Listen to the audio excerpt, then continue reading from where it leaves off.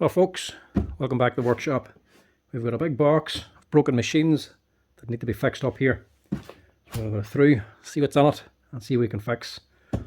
This is actually a box of all sorts, real mixture stuff in this. First off, the big Virutex door mortising jig. We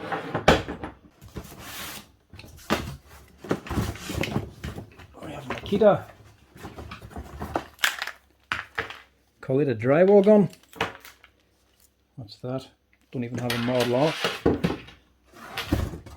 Makita impactor.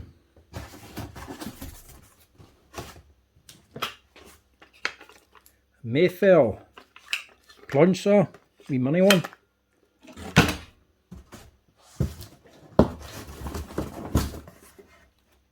Festools planer. That'll be an interesting one.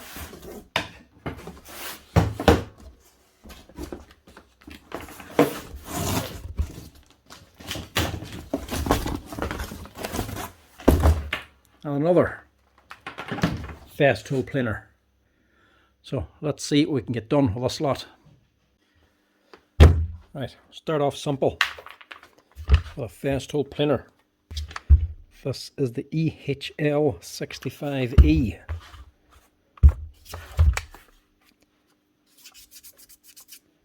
And she's actually from 2004, 20 years old.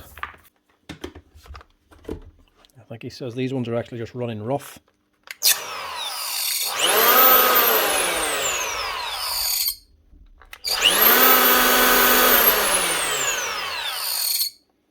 She's running.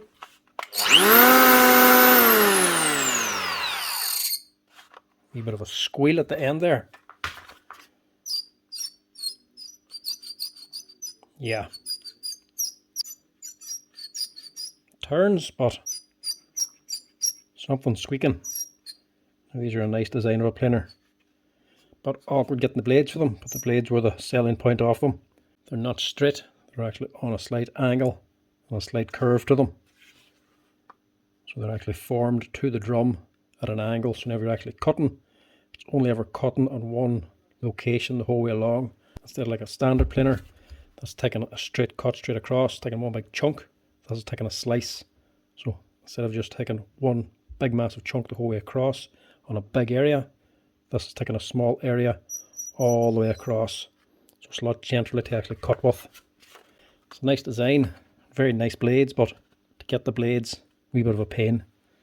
But they were also a little bit thicker than the standard ones as well, so that it'd last a little bit longer.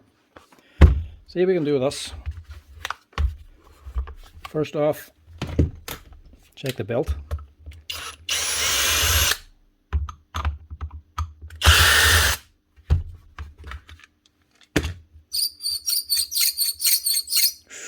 Hear that?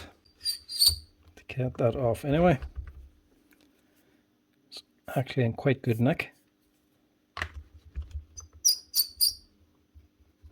So problems on the motor side.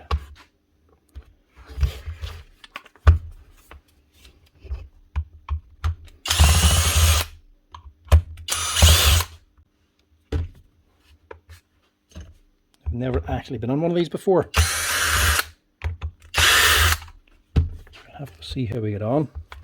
Actually have to take off the whole cover.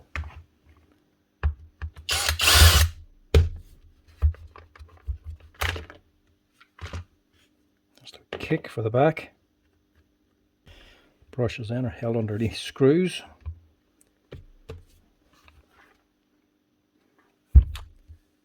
They're actually a PH1 or a posi one even. Normally Festools are all Torx.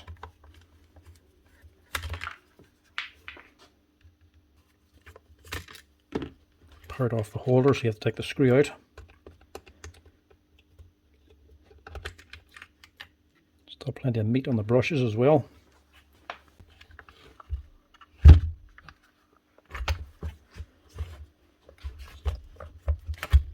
Don't know if they can take this out in one piece. Or have to take the drum out first, with the drum holder on the back.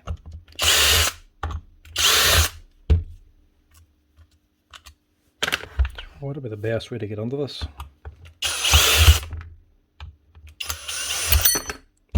built similarly to the Makita one. Does it come apart the same way?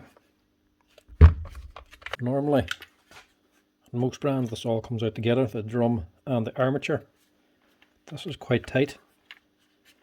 This, the same as the Makita one. The steel plate with the bearings actually mounted onto. The bearings in there tight, and it's in quite deep as well. So that's not going to pull out of there very easily. It's not like you can just pry it out. You're prying against this plastic housing. Taking the pulley off of this side and removing it this way isn't an option because this plate is still attached to it and the plastic body is actually getting in the way of the drum. So how do we actually get this out? No chance taking this off, taking this part off and leaving this behind for now maybe.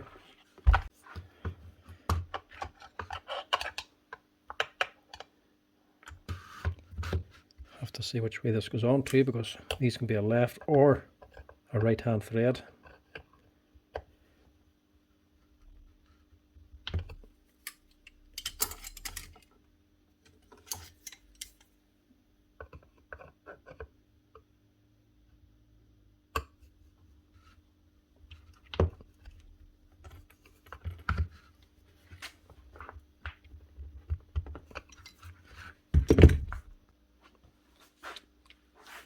Something with a bit better grip.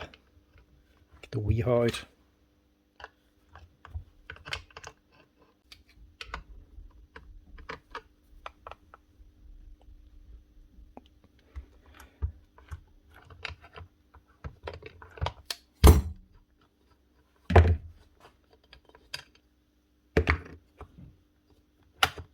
Yeah.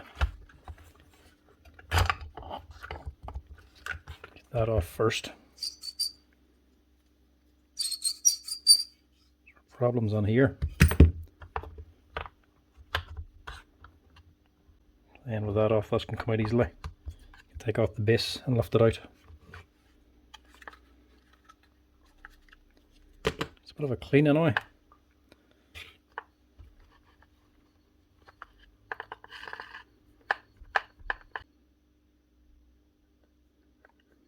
It's running free and it's not making any sounds.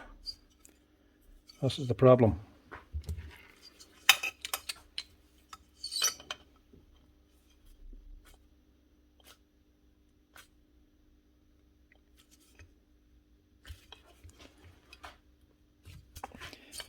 It's a lot tighter.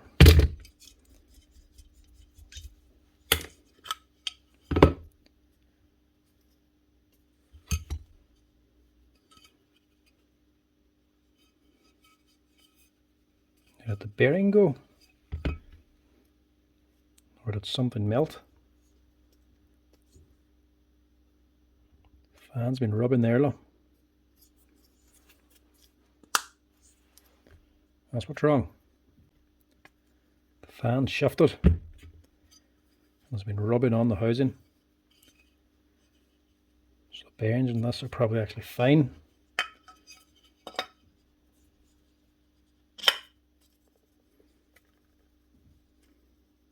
A wee bit of a grumble out of it actually. Replace that. I'll replace this one, seeing as it's very easy to get to.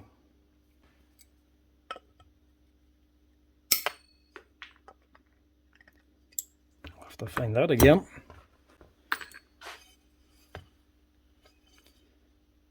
Now, that to be pressed out or heated. They're actually in there quite tight. Do you actually need to press them out? Now, the Festool, 20 years old, and she's using NMB bearings. These are 608s, made in England. Not often you see that in a tool now. So I'm going to stick in FAG bearings, because I don't actually have NMBs. And these will say will have to be pressed in as well. You can actually feel how tight they are.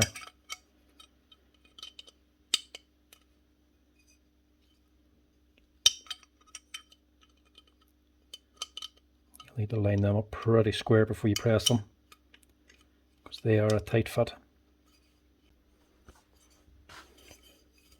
They are tight indeed. You have to get them bang on square to get them to go on. Otherwise, if you want it at an angle, you're going to bust that housing.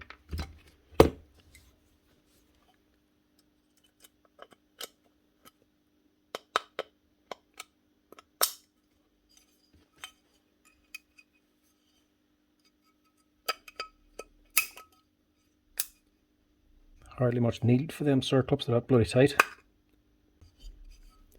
So before we reassemble that, when I address the fan, it's not actually gone. Sometimes they can wear away the wee pins that they locate onto. See, maybe that's either got a drop or just vibrated loose or something. Generally, when they become loose, they eat away these wee pins, these locating slots on the armature. If it does to the fan, it's not as big a deal because you replace the fan. You don't want to do it to the armature because you have to replace the motor then. These ones are actually okay. That bearing's gone as well, so we'll replace that. We'll have to just tidy this up a bit. There's not much actually wrong with it. It's rubbed. It's burned a little bit here, but it's still alright. That should do the job. I'll quickly change this one. This looks like a 607, is it? NMB England 626. Change that as well. Now, U-bearing fitted. Now to put the fan back on. And just to make sure it doesn't move again this time. Also going to put on a little bit of super glue just onto here. Not much.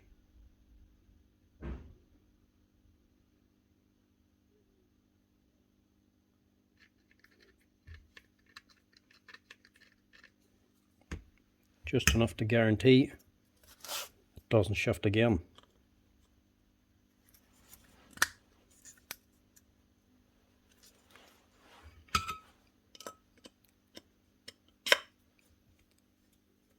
Much better. Set that to one side and let it sit. We'll just give us a good clean out as well. Might just take out this drum just to see what she's like.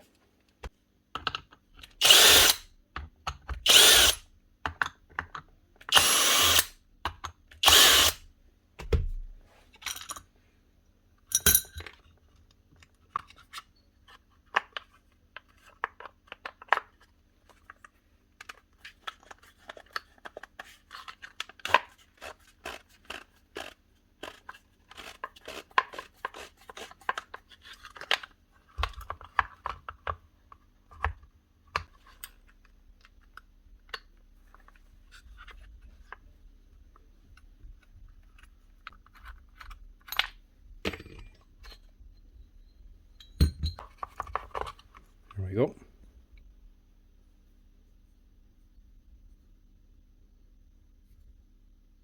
That actually is alright.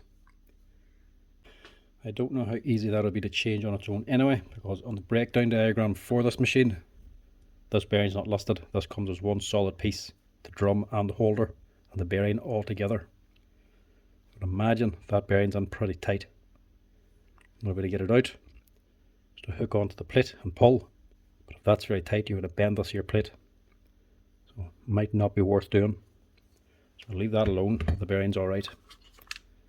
We'll just give us a good blowout to clean it. Right, that should be all we need. Let's get this thing back together again.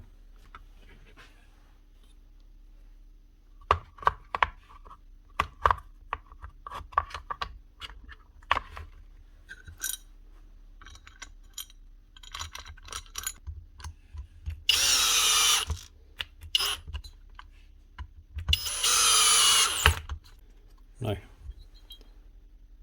for this, there needs to be something for that bolt to screw into, which is obviously gone now.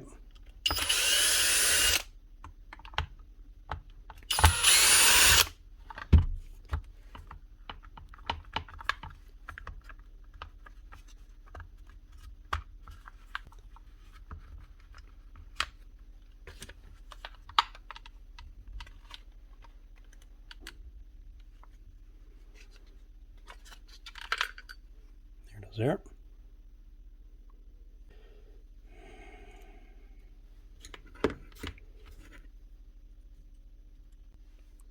That needs to sit there. To hold that in place, and then fit the front plate.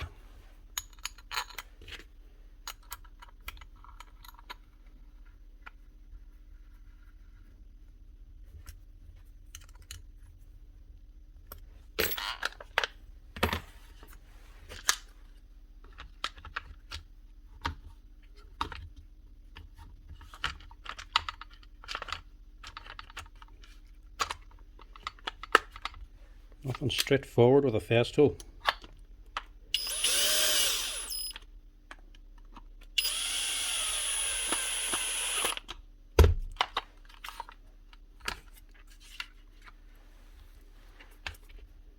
The armature then drop on along with the air deflector.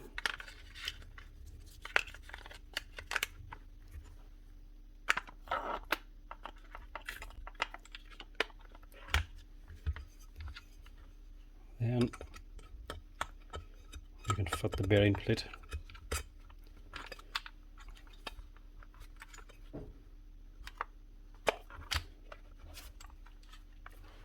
Which just slides on with very little resistance.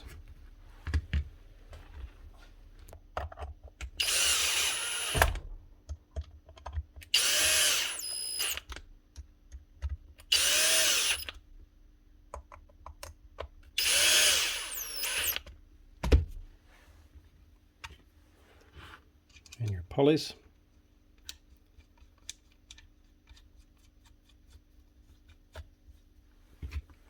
Doesn't matter how tight you put these on, these will self-tighten anyway, because they're threaded in opposite directions. I'll just stick that belt on now as well.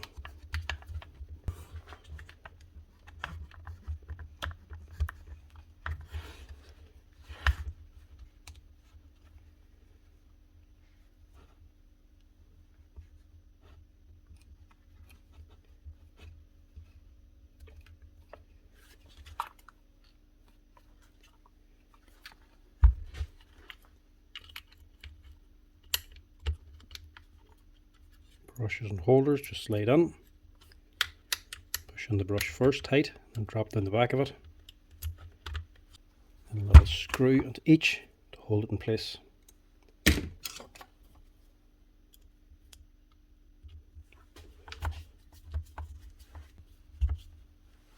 It's actually a nice wee machine to work on.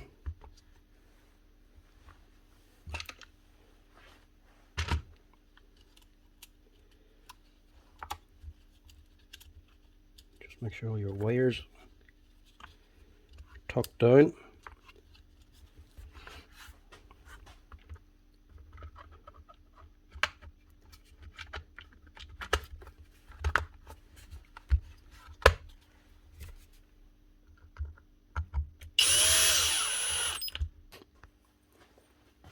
And your plate then, your safety cover. The end of the spring here goes into this hole.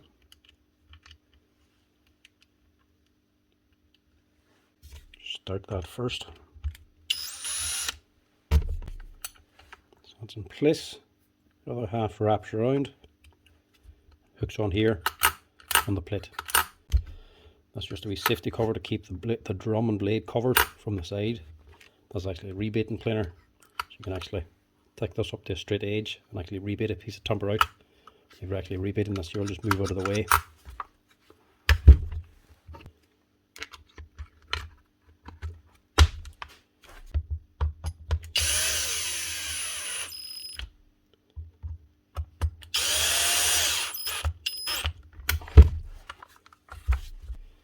Now, what I forgot is the wee stand for the back.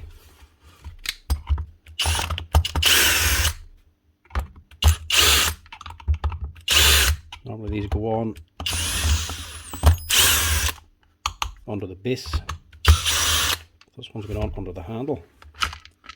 So that is sitting on here.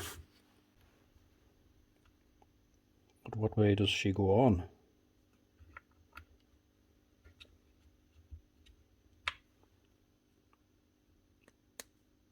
That step can't fit on there. It can't fit up there. Which way does that go on?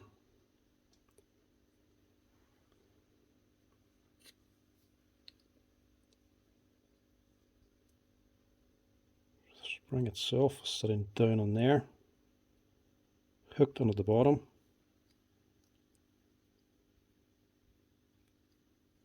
She's under tension when that pin is put into it.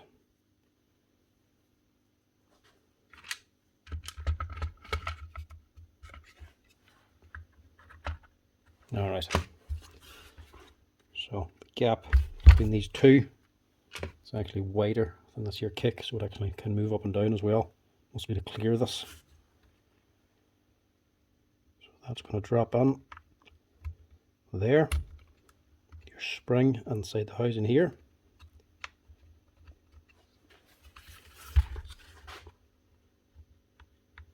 And like that. And the housing over the top.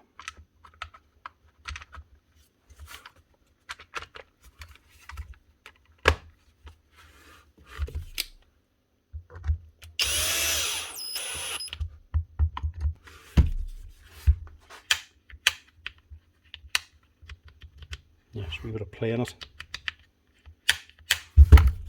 That's her. Now one more screw.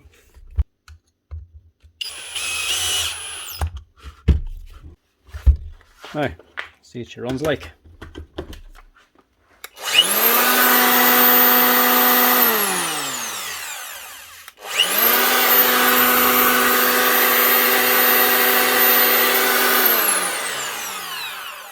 Nice one.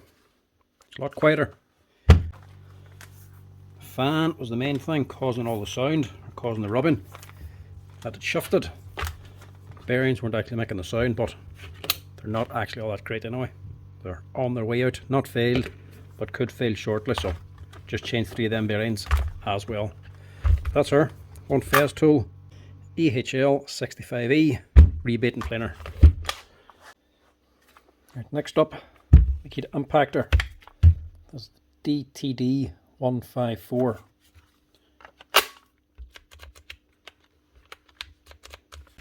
Doing nothing, not even putting the light on. It's not a good start.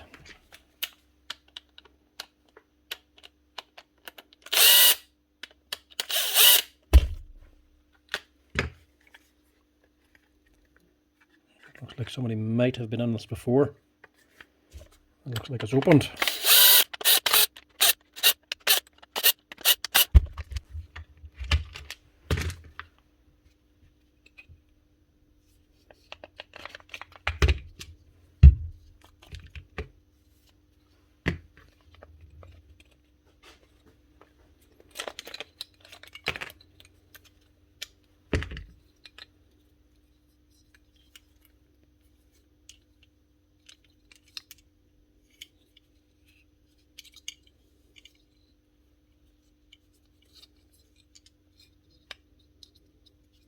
Controller doesn't look to be gone.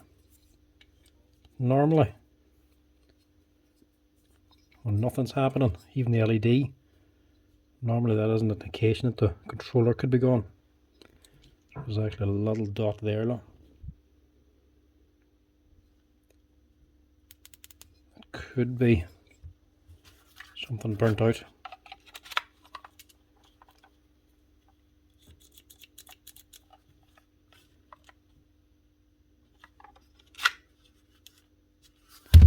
Right, the only other thing it's going to be is the switch. So we'll just swap that out and see if the LED comes on.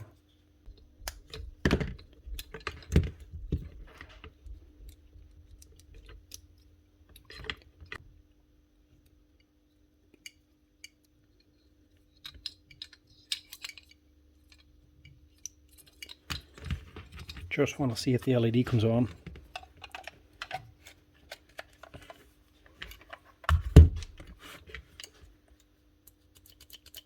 No.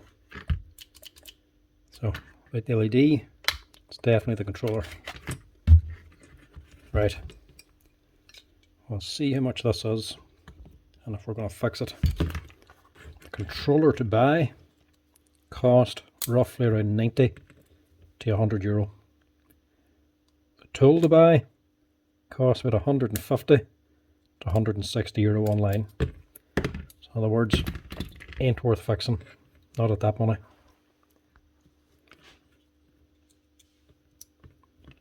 Just stick this back together again and leave well enough alone.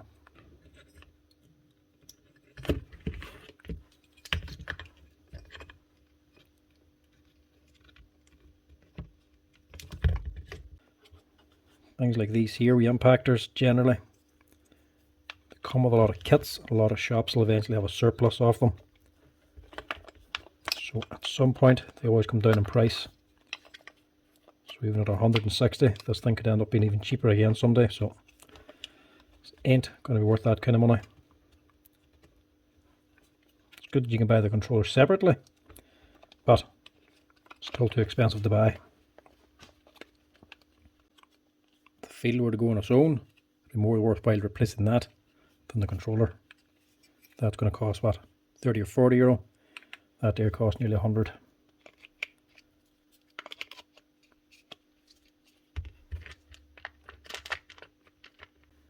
Let's see, this boy already knew that wasn't going to be worth fixing.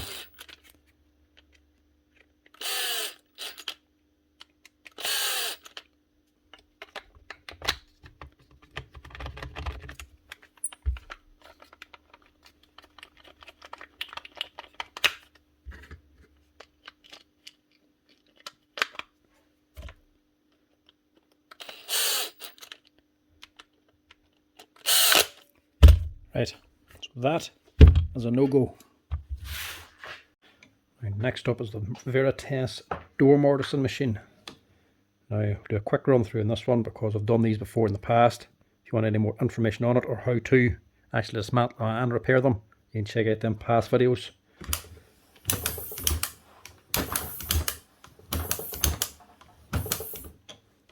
Seems to be working. The mechanism is anyway. Check the motor.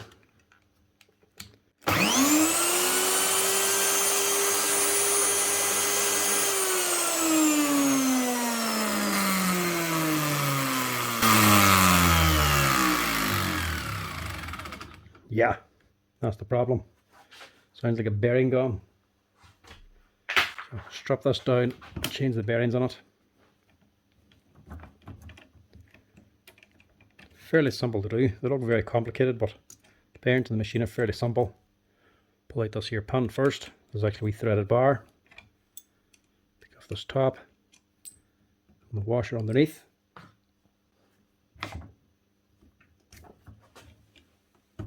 Also take off this nut here. And the wee bump washer. You also have a little C-clip or a C-clip or E-clip even. Your pneumatic stay. Pull that out. You should be able to pull the whole thing out. Before you do that, you want to remove either the cutter or the actual shaft. I'll lock the spindle and take the nut off. Just drop that pin onto here.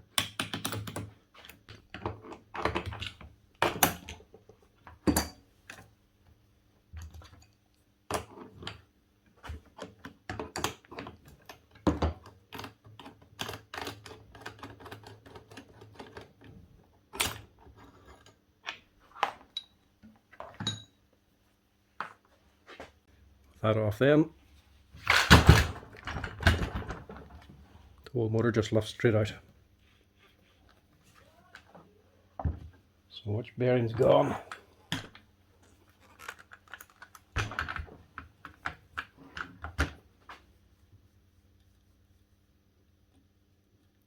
Doesn't matter really which. Just change them all anyway.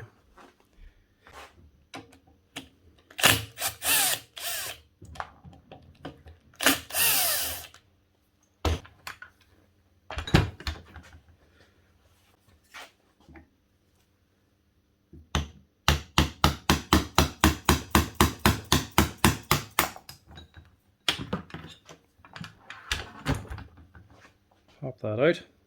You got a circle up then holding the sun. Pop that out. Remove the circle up. Press out this little brass insert. Just being careful not to lose the 3 little steel rollers inside the brass insert. But that is actually gone. That's probably the main one causing the noise, but we'll also change the ones on the router itself just in case they're going.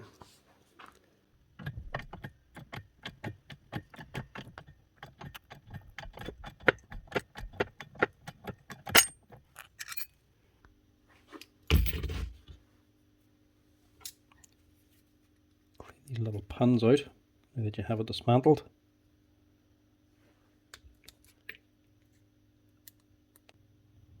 As you can see, it's absolutely packed.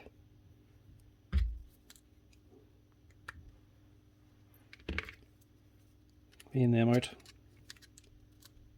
Clean out the wee bronze insert they're going to.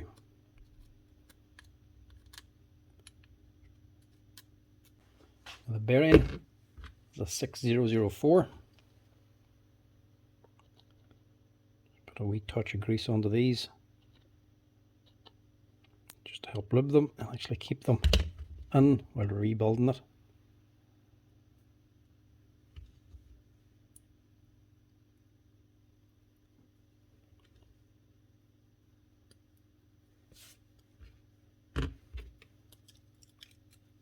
Washers on first. We'll press this bearing back on again.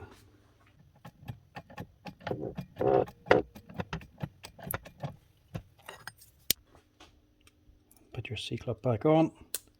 That holds it all together.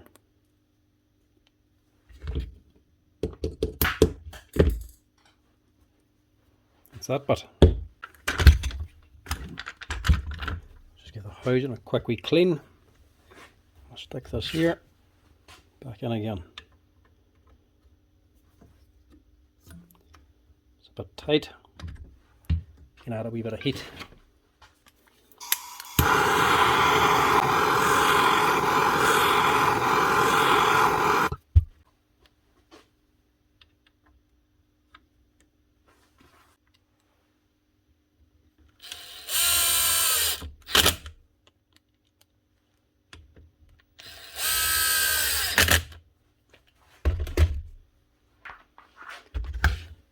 Now, the motor, it's not gone, but bearings just aren't the best.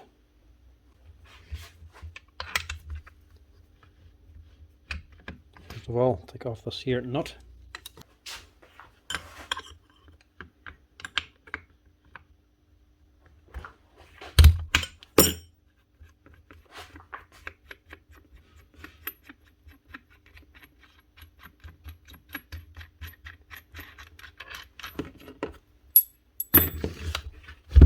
And you want to get the brushes out.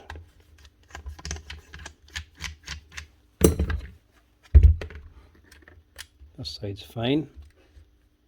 It's a little bit stuffed too, actually. Then we clean. This side you have to take the switch off to get the brush out. Also reattach that grommet too.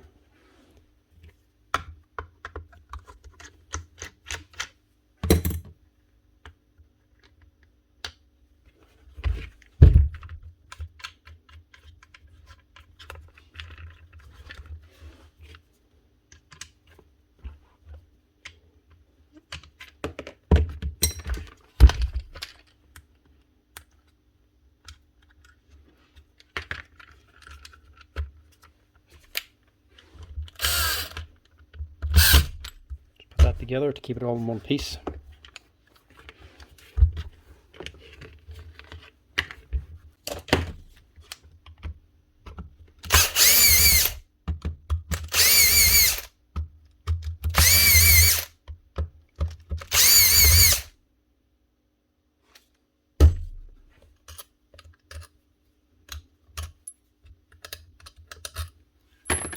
Four screws.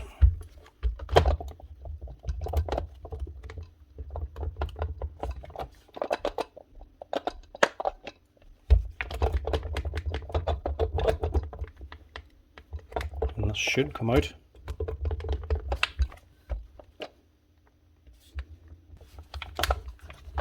There's something going on here.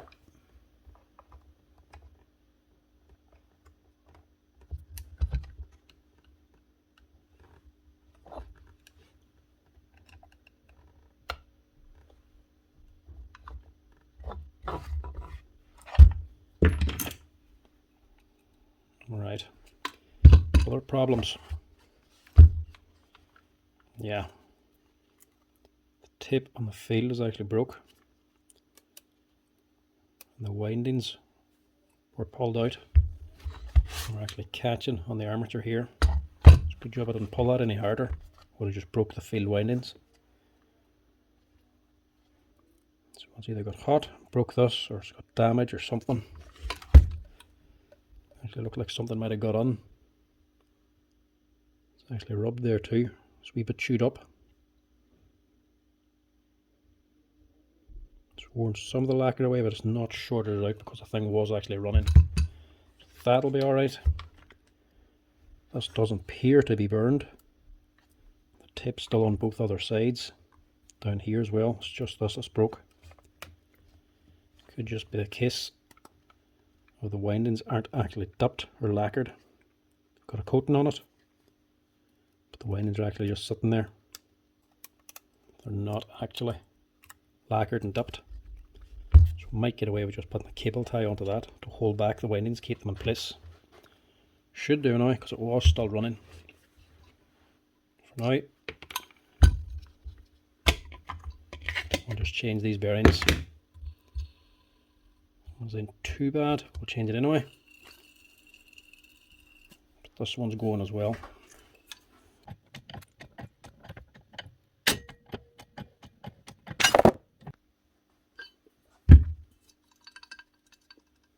Already hear that bearing's gone, or at least slack.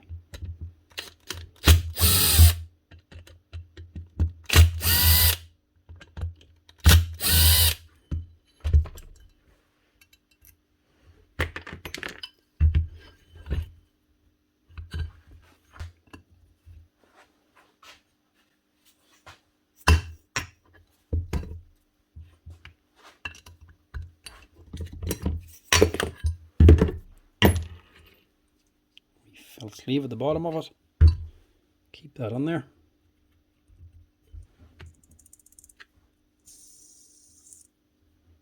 That's the other one making the sound.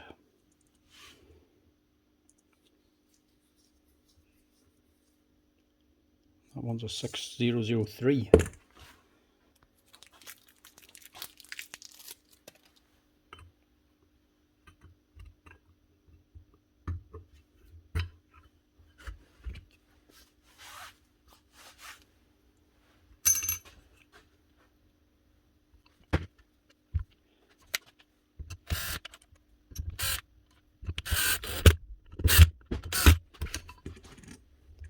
Right, just change this one.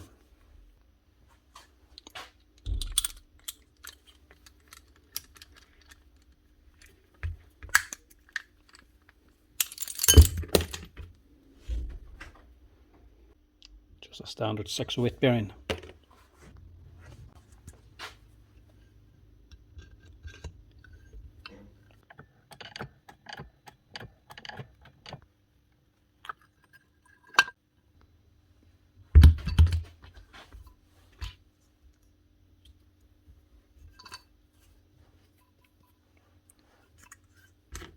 Just throw on this bottom nut.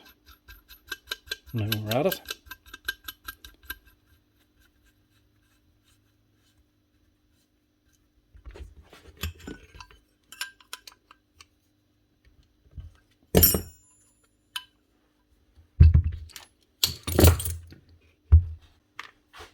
Now we just want to get something to hold back these windings.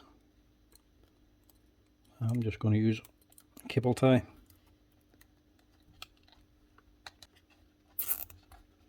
Just make sure the end of it is at the back and not interfering with anything.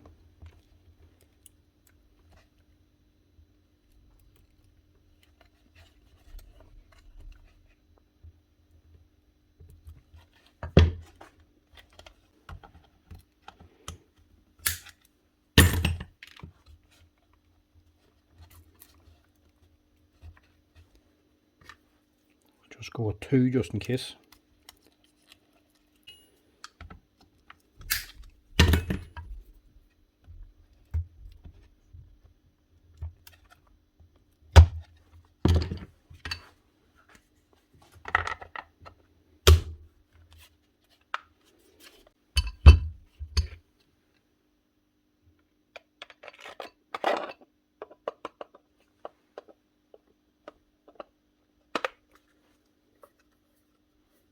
Seems alright.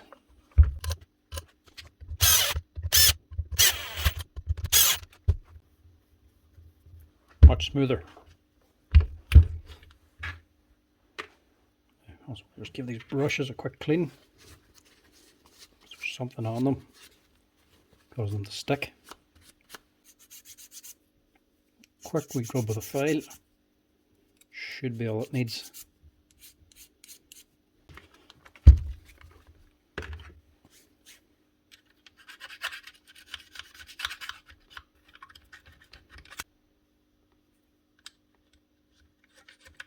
It's much better.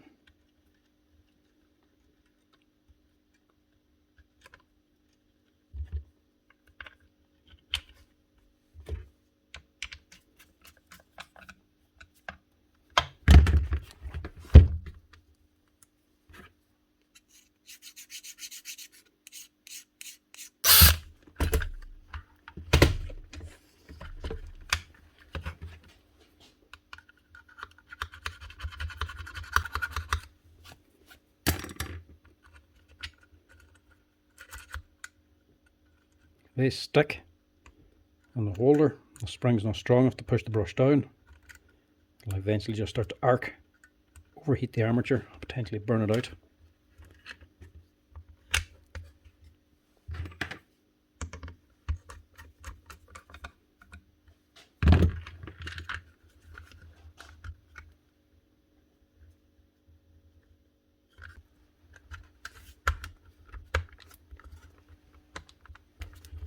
Also just changed that grommet as well, because one was actually torn. Didn't change the lead, just the grommet.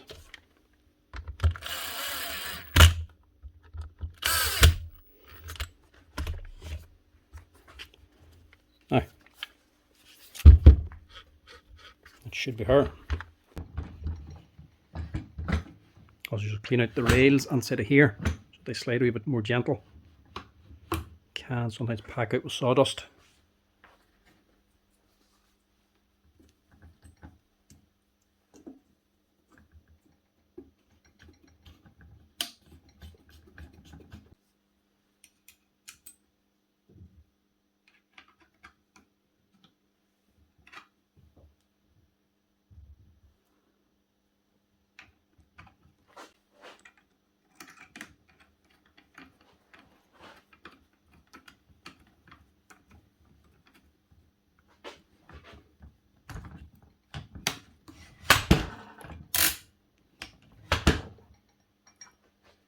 Lift that up, drop on your stay, press it, and hook it on there. Put on your E-clip.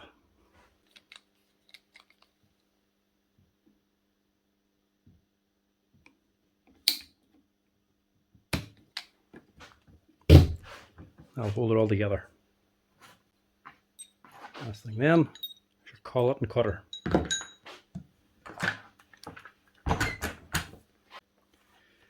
Stick in your collet cone and your nut.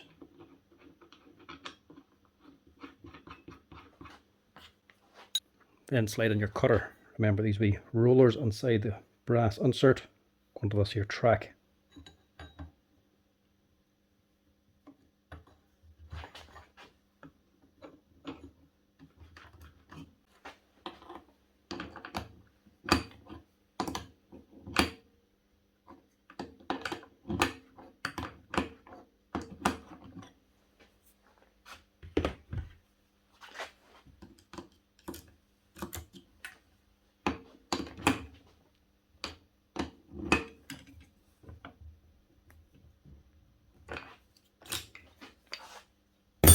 And that should be her.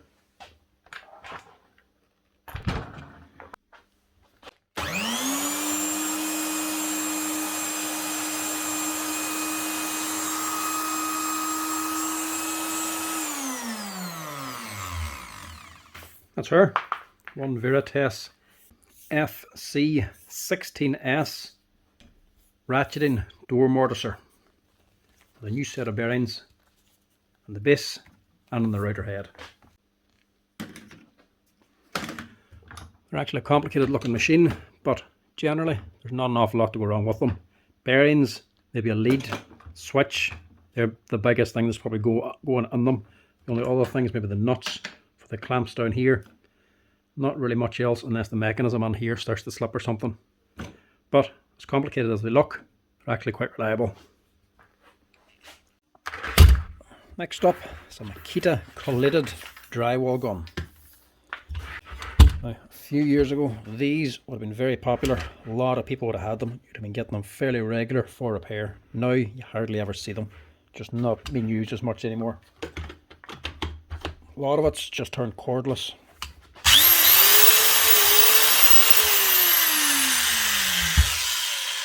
Right, so the motor runs, but going by the strip of screws, there's one still attached up here, so maybe this here is actually missing.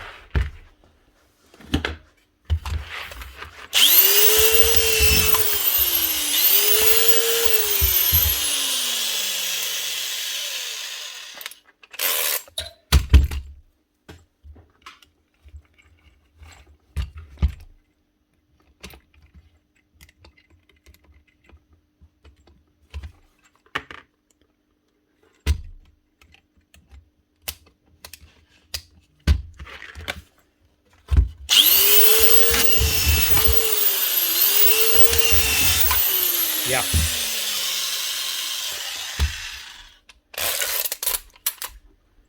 Something's good on there. So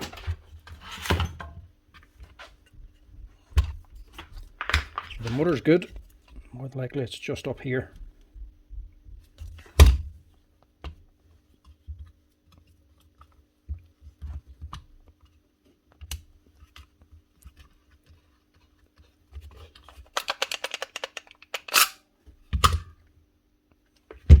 That's all right.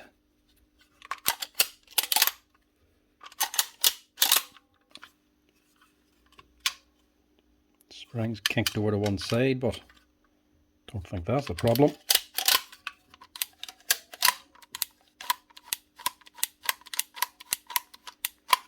So the gear wheel is turning, so it's feeding the screws through. There's no wee set of doors in this one.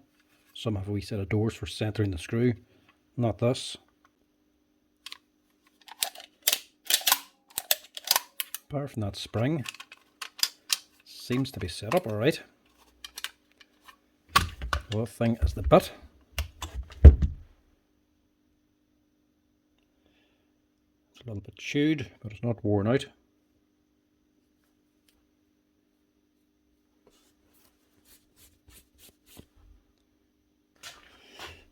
It is a Phillips number 2 bit, but it has to also be the correct length, which is 141mm, which is right.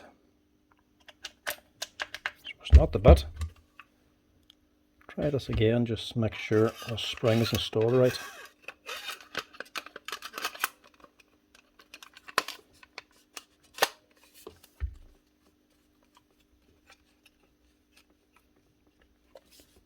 Make sure the depth is selected correctly too.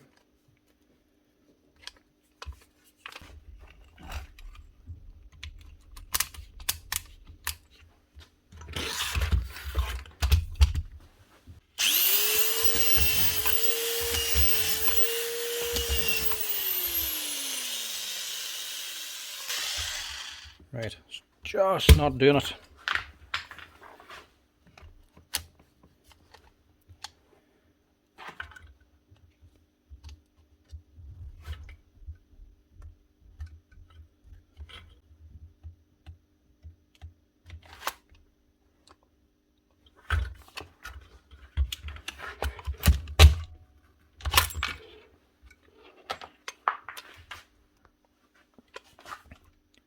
lining them up. Ah, that might be why. It's not driving them on at all. This might be a very, very simple fix. Generally, when they start getting on, you're going to bite a little bit. These aren't. These are actually sitting loose. Why would they be sitting loose? Generally because they're running the wrong way. Running in reverse and just sticking on. This could be the easiest fix of the day. Could it be as simple as this? There's a forward reverse switch. Obviously up here is going in, down here is coming out. See if that cures it.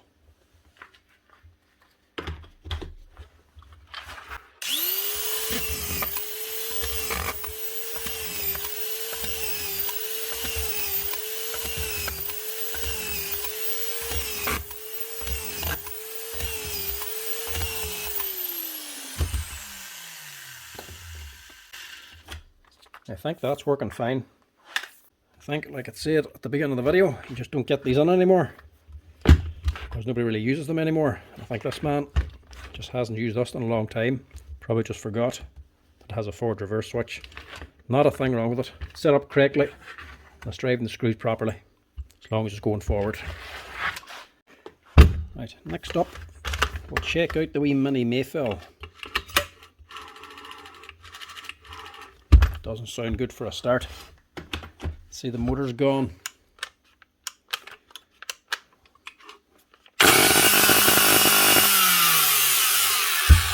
Yep, it's actually a segment blowing on it.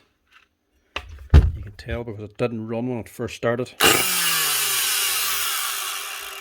If they stop on the dead segment, it doesn't get any power and won't start. But if you move the blade, it goes to the next segment and it will start. So that's a bad armature.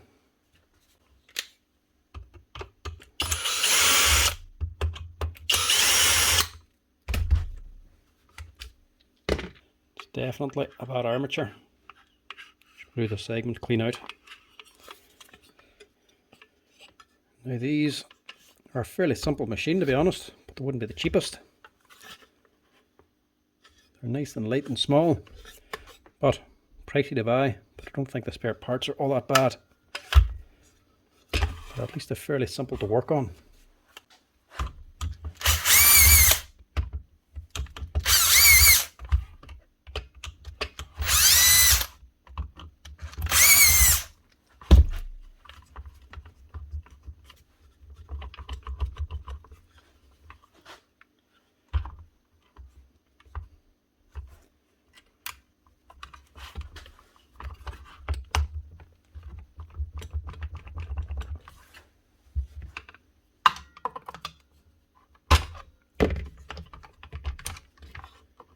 Quite tight.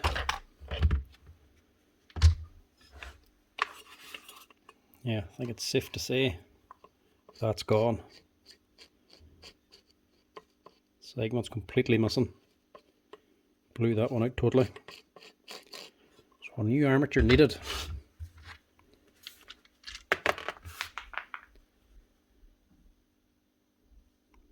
Just want to make sure it didn't tear up the field, because this segment actually came out. Where did it go to? Okay, well, I'll blow the compressor just to make sure. It doesn't seem to be on there.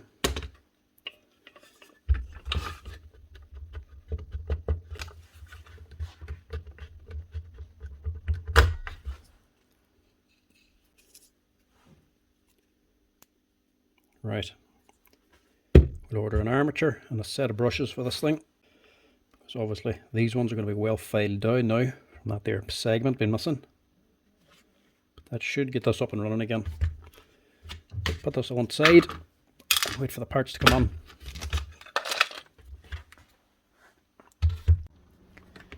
And just like that, the parts are on. Get them onto this and get this thing finished up.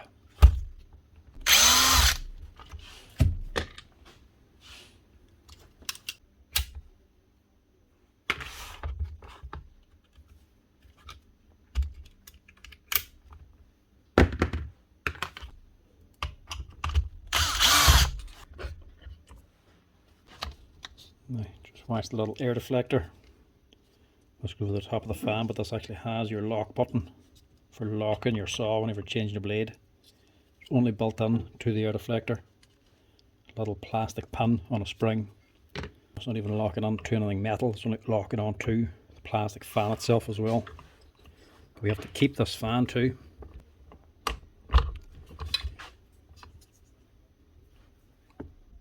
Nice tidy little armature they are. It's just they don't run with a missing segment.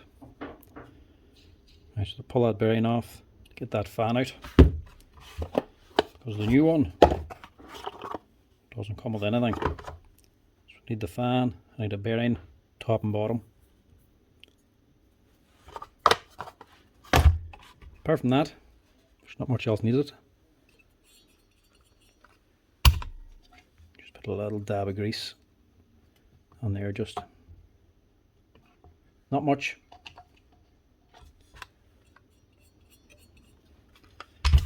Right, press off these bearings. And that's probably wouldn't have helped it to begin with. The bearing has a dent in it. You can hear it's bad. This one's on its way out too. So two new bearings, a 6000 and a 607. Now we also want to keep this little insulation washer. A little bit damaged there from the burning. That segment blowing, but should be alright. Keep that. But the fan, as you can see, it has been rubbing. It has rubbed here in the air deflector. So that's probably what might have burnt this thing out. Looking at it, I would nearly guess the fan was actually pressed on too far. So that's sitting in there. There's a tight tolerance between these anyway. There's only a small gap. The air deflector can't move in the body. That's sandwiched between the gearbox housing and the motor housing. Only the fan that can really move. So that must be on too far.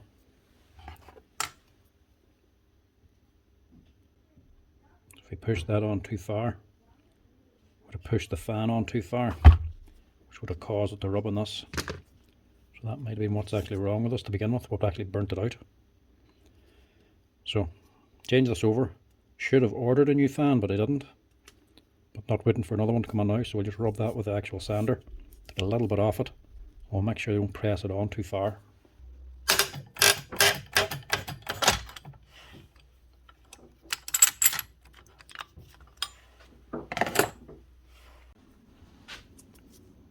That's the fan tidied up. Just give it a run with the belt sander, keeping the angle. Taking what? About half a mil off, and that's it. And just take a knife then to actually clean both sides of the actual fan blades, so there's no plastic burrs sitting there.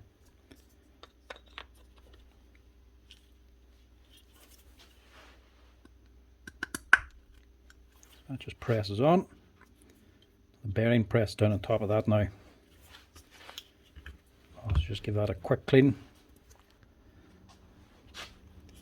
It's just an insulation washer. It's just helping to keep debris away from the back bearing. It's better to have it than to not. Press that on first, then we'll press the 6000 one on.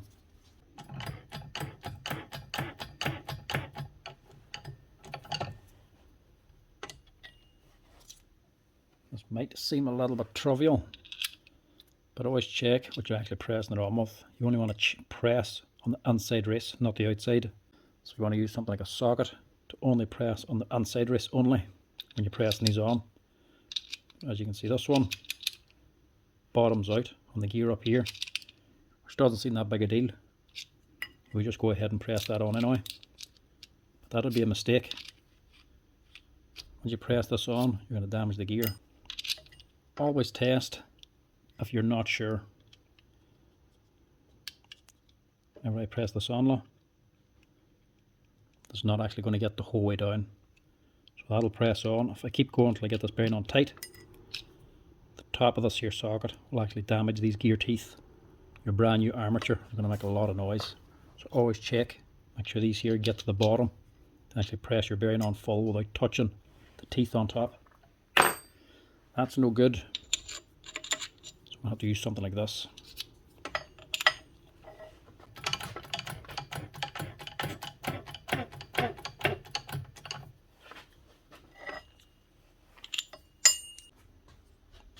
And that's it. Might be a very expensive little saw, but it is also nice and simple.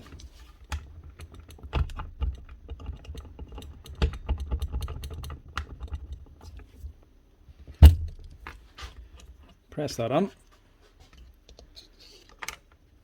Air deflector on top, making sure that lever is still engaged. Make sure it actually still locks onto the fan. And your body over the top.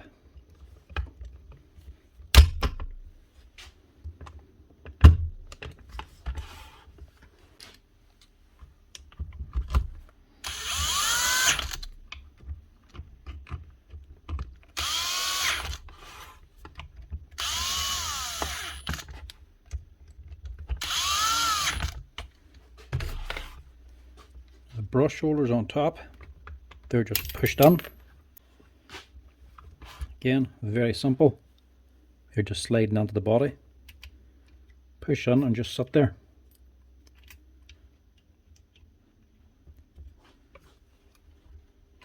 The brush is actually connected on to the field itself down here.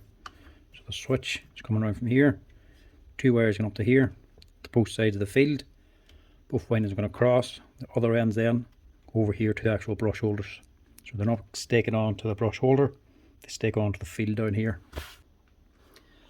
And when you're ordering them, do watch out. That's why I don't really like this brand, Mafell. Not great when it comes to ordering. Breakdown diagram says the same thing. Gives a part number. This here, 063165. One set of brushes. It's actually one. You need two of these, and they cost €16 each. Never liked them for that reason. Don't like any brand that lists a brush as a single brush when they're supposed to come as a pair. So you need two of these.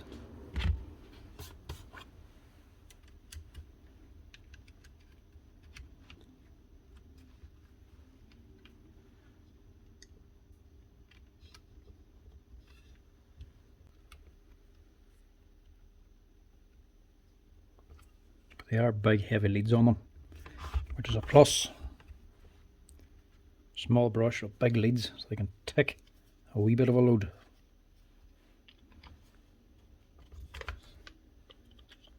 Take if that needs to be on that way.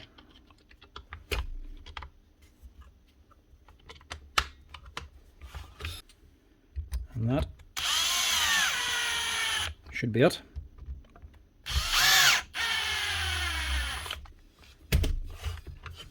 One Mafell plunge saw. That should be her. Give it a wee test.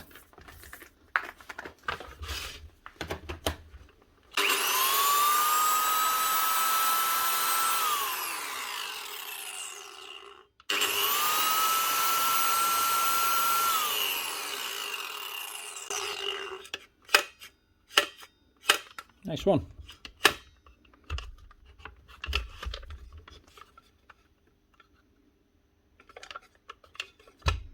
That's her.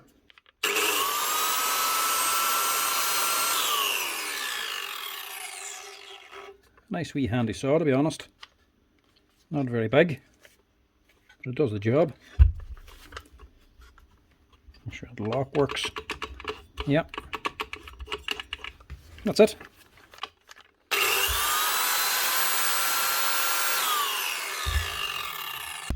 One Mafell KSP 40. Little mini plunge saw, up and running again like new, with a new armature and a set of brushes. It's a good job it took me a little while to edit this video, because I give these parts a chance to get on here, so I could actually include it on the video. But that's her. It's a nice handy little repair, with only two parts needed, an armature and a set of brushes. You could easily do that at home yourself. Might be a simple saw, well designed, very simplistic, an expensive saw at that, but it ain't a cheap repair. Those two parts and €20 labour plus VAT cost €245 to actually fit onto this here. Not a cheap repair at all. But then, it ain't a cheap saw either. Still saves you a lot more money fixing it than it does to actually buy a new one.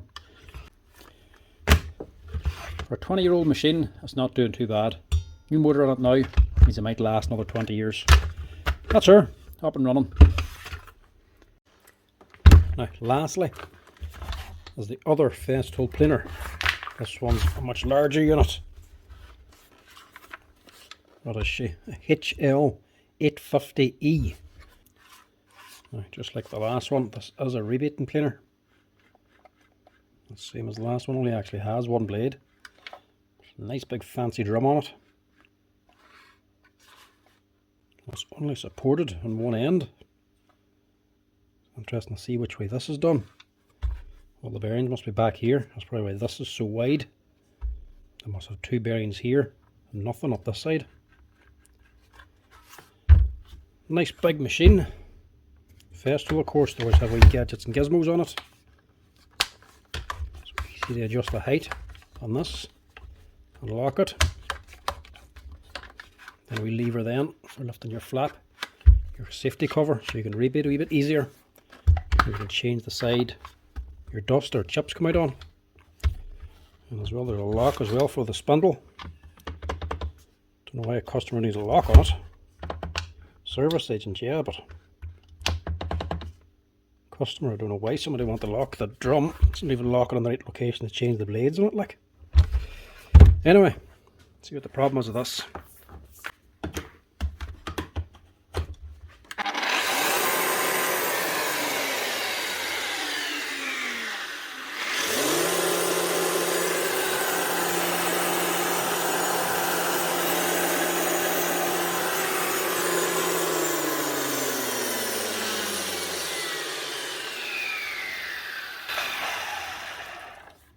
Just a little bit of a growl out of the bearings. See what the note says. Yeah, two planers both running, just sounding rough. So must might be the exact same thing, just might need a few bearings. Just the tape about.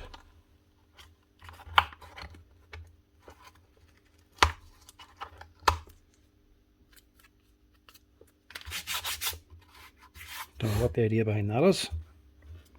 Covering up the screw.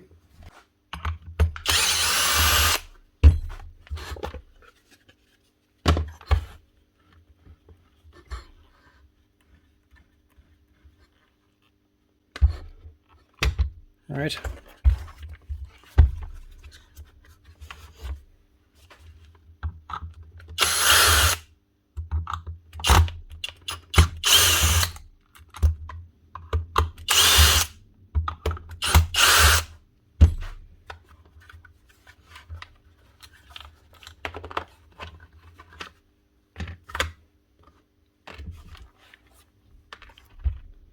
Motor-wise, brushes are nearly the same. Same setup anyway. Two wee screws to hold them in. This time the T15s.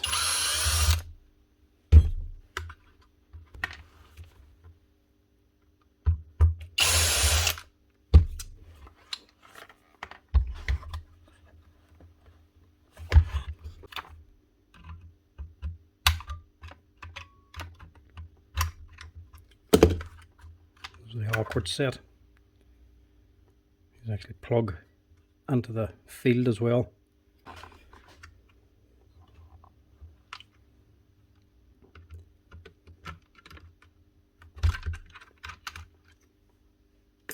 Pull out the big complicated spade connector first. So this is plugging into the brush holder. This is plugging into the field underneath. Actually comes off of here.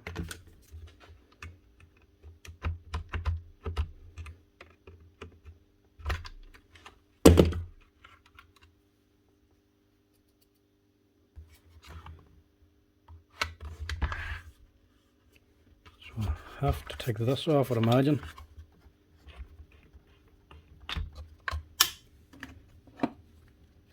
That must be what the lock's for.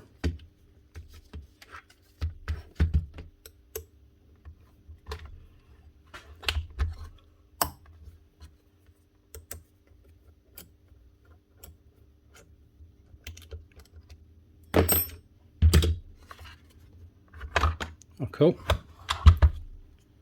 Just comes out as one big unit. That's handy. So that's actually part off this metal housing back here. That's cool. Never seen it done like that before.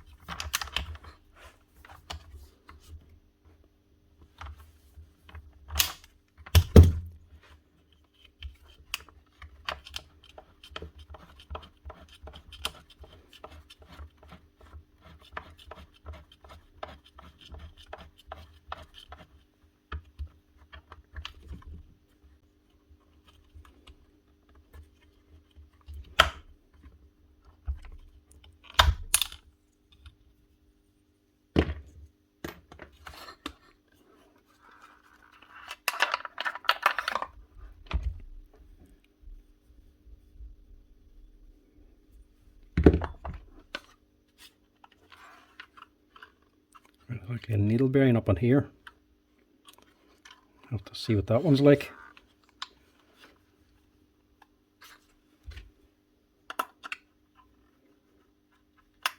This one doesn't sound too bad. We'll pull it out anyway. See what it's like. Should be able to take this out now.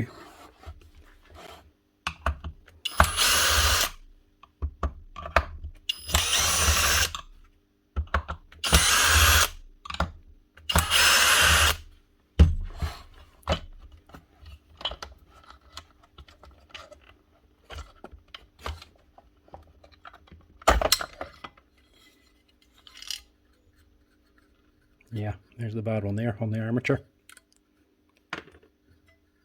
It's totally gone. And this one's not much better.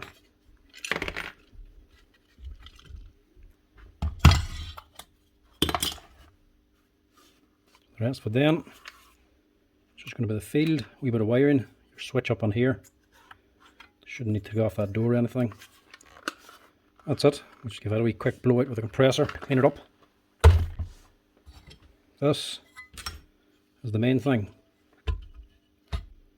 A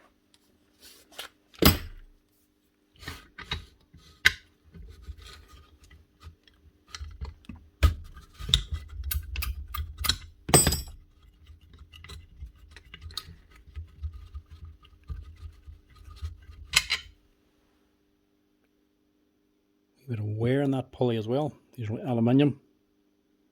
You'd be surprised how rubber can actually wear down aluminium over time. It is worn, but it's not worn out. Still drive no problem.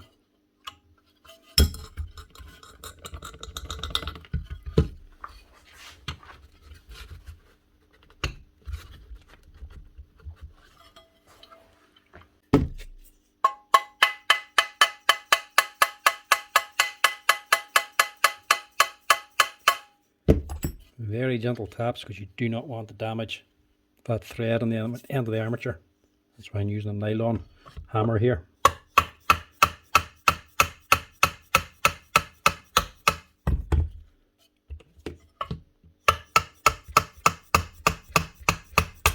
Get that out. There's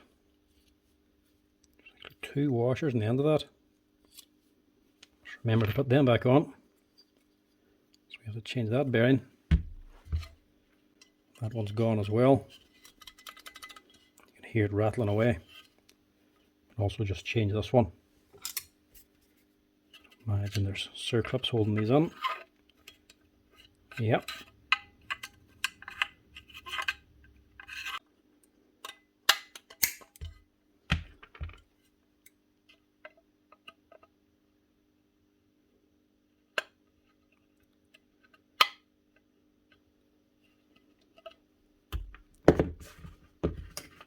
Them out. They look like NSK bearings in there. See if we can knock these things out.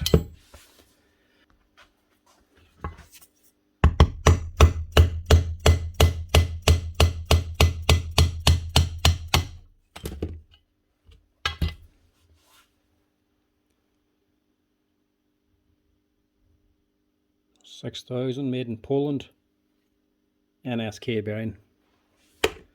One of them. We need something deep now to get this one knocked out.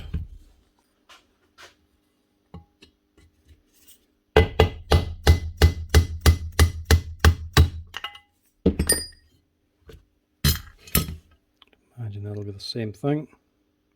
Yep, 6000 NSK.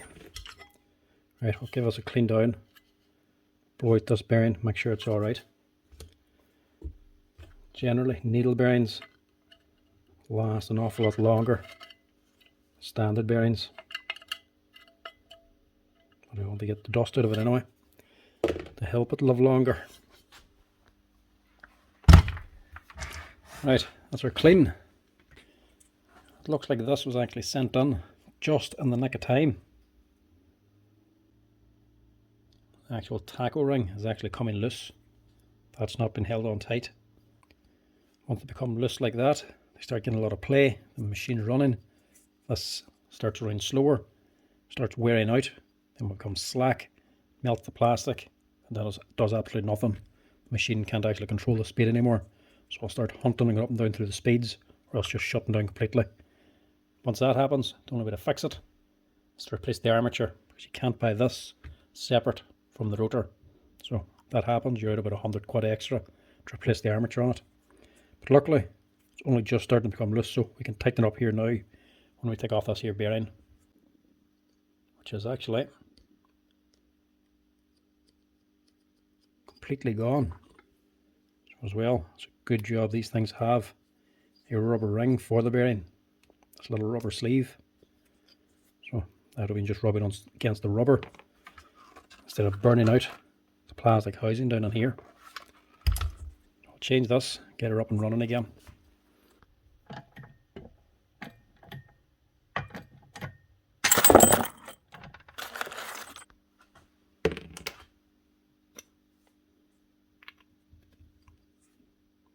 That's only just starting to go loose. Hasn't melted yet. So we'll get away with just putting a wee dab of glue onto that. You can use whatever you like, but Araldite, Gorilla Glue. I'm just going to use a wee dab of super glue.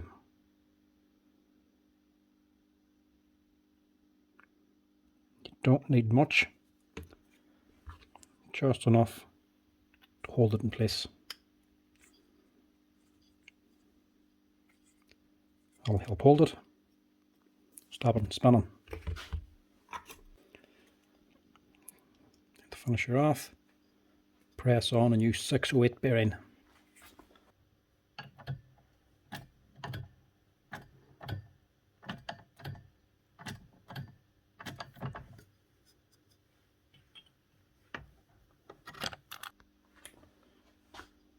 That's her.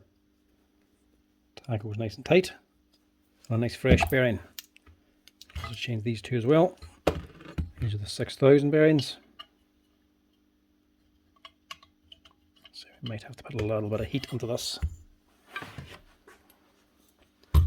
Could press them in, but it's a very awkward shape to press in. So unless you have something tall to clear this on the bearing press, or you set it right at the edge. This thing's just right in the way. This is the base of the planer. No real way to actually hold this on my bearing press. So heat will be an easier way.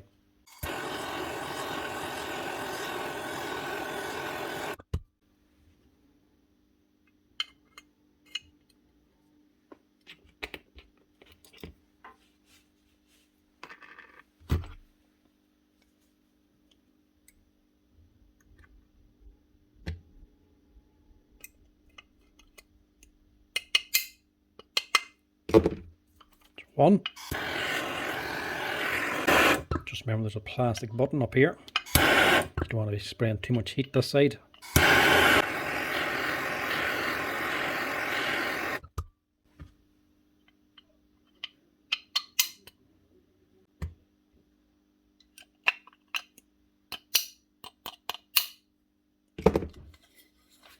That's them two.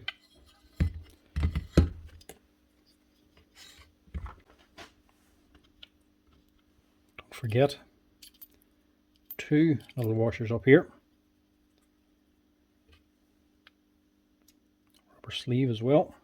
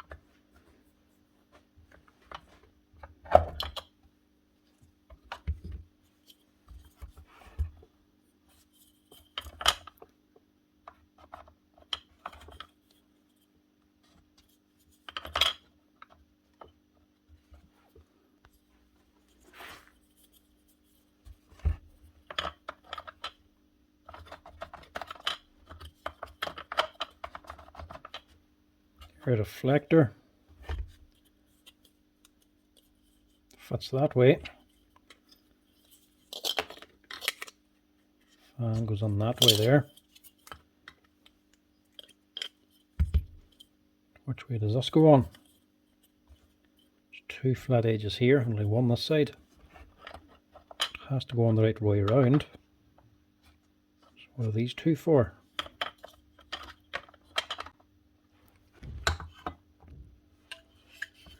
Yeah, matches this here, so that has to go that way.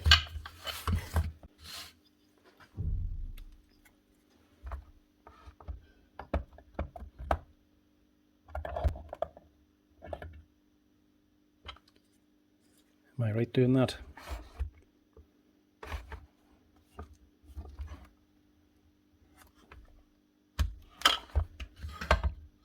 No, it's the drum that has the lock.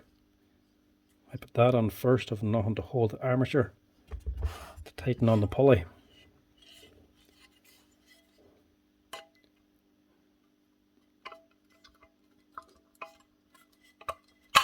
In other words, it has to go on here first.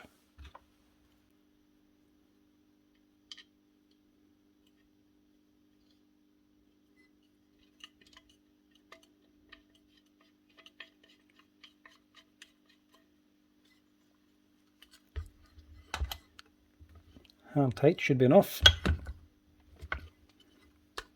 because you go in opposite directions like the last one.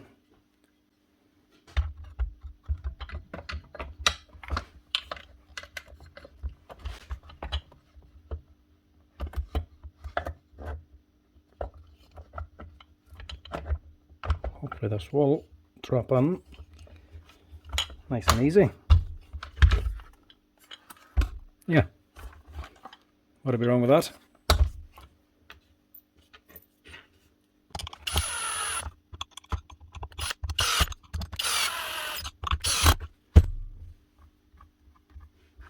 Nice one.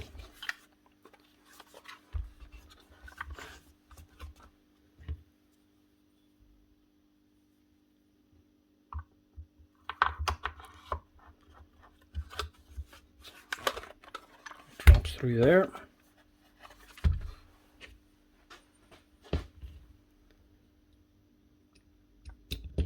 Nut onto the pulley.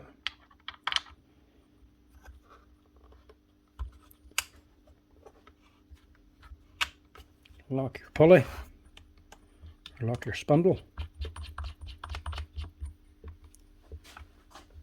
and tighten on your pulley.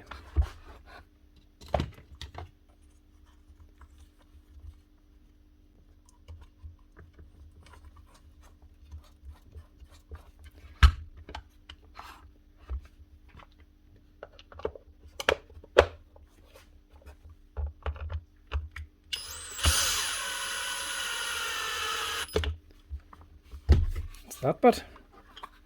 We can drop on the actual drum then. As well, the drum's only held on by the clamping force of this nut. which in other words, if that not ever backed off, this is going to start spinning on the shaft and wearing out this here spindle hole with the actual drum centre, which wouldn't be good because that's a precision part there. That'd be an expensive piece. You'd rather see a keyway in this thing, to be honest. But then again, this thing's around 20 years old and it's lasted this long, so it can't be that bad a design.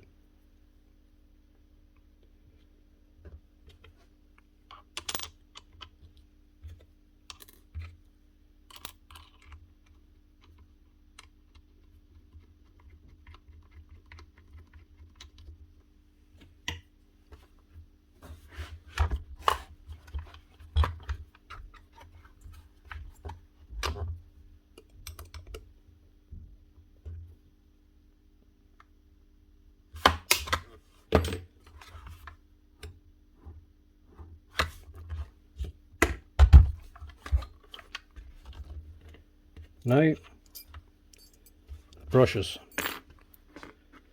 These here are about halfway worn. See the line where they go down to? That's how far they can go before they stop. So it's halfway left, or just under. Prefer to change them, but even on the Passive website, they do show them, but they don't have a price on them, so I'm not even sure if these are still available or not. But the actual connectors, these fancy spade connectors for connecting the brush to the field, they're obsolete. You can't actually get them anymore. So I'm not 100% sure if you can still get the brushes, but you can get them on some other sites just online. But for now, there's still enough meat on these to actually keep them running.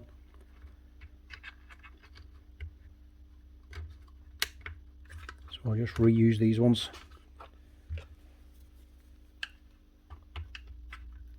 Push it forward, drop them in.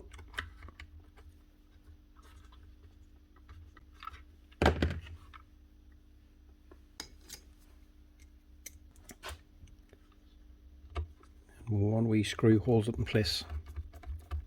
It's easier to put the brush on first and then the spade connector, because these can just drop straight down. So let's get on here sideways onto the field, down on here, at the same time sliding onto this male spade connector on the brush holder.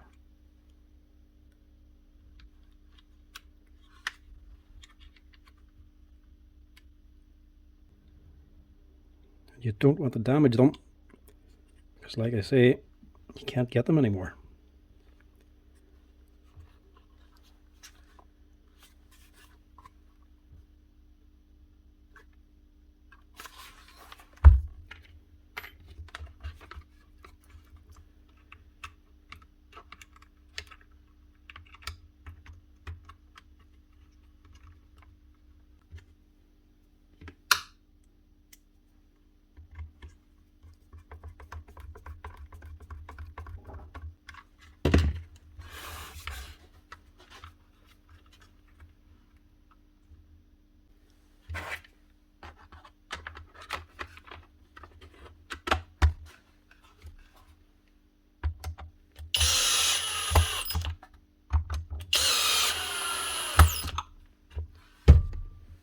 Last two then.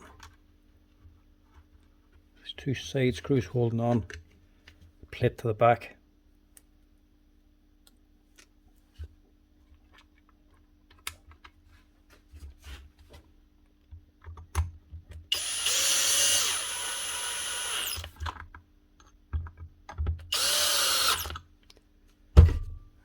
And that should hopefully be that one.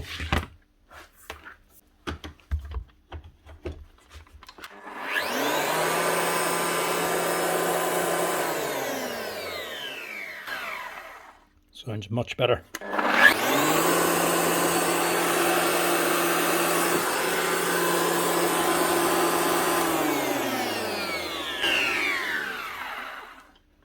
Nice one. That's the second Festool planer up and running again. 3 new bearings. That's the HL850E Festool rebating planer. And she's an old one at that. Must be from at least 2000. Even this here BNR number, the actual type number of this here Festool, doesn't come up on their site anymore. So she's really old. That's it up and running again. That and the smaller one. Not as much repair in that box as I thought. Makita clated gun wasn't even faulty. Makita impactor wasn't worth fixing.